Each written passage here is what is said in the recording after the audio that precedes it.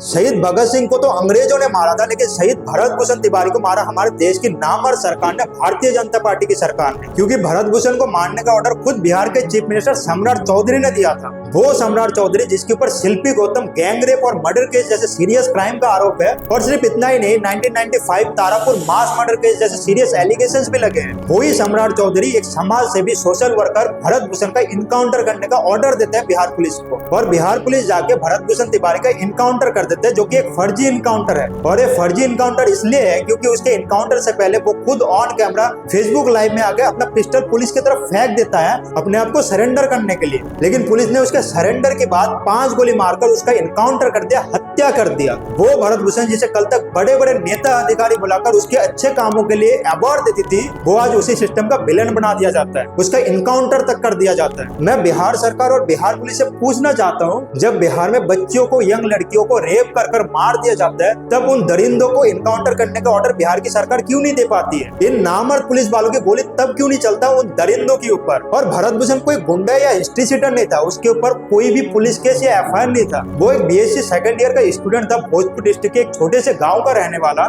उस गांव में हर साल बाढ़ आने की वजह से पूरा गांव बाढ़ के पानी में डूब जाता है, जिससे पूरे गांव की गरीब जनता, आम जनता हर साल तकलीफें और नुकसानें झेलती है। लोगों का रोजगार महीनों के लिए बंद हो जाता है, गाँव की सारी फसलें बर्बाद हो जाती है, जिससे गरीब किसान अपने रोजी रोटी चलाता है। वो अपने गांव को बचाने के लिए सिस्टम के आगे झुकने के बजाय हाथ में पिस्टल लेके सिस्टम से लड़ना बेहतर समझा, सरकार से जवाब मांगना बेहतर समझा, सरकार के किए गए वादे याद दिलाना बेहतर समझा। उसका मांग ये था कि हर बार जो नेता मंत्री झूठे दिलासा देकर जनता से वोट लेते हैं, बड़े बड़े वादे करके, सरकार को उन किए गए वादे को हर हाल में पूरा करना ही पड़ेगा। लेकिन क्या अब सरकार से जवाब मांगने पर सरकार आम जनता को गोली मरवा देगा पुलिस द्वारा? ये रह गई अब हमारे देश की डेमोक्रेसी। ऐसे भारतीय जनता पार्टी गवर्न करना चाहते है इस देश को। थू है ऐसी सरकार पर।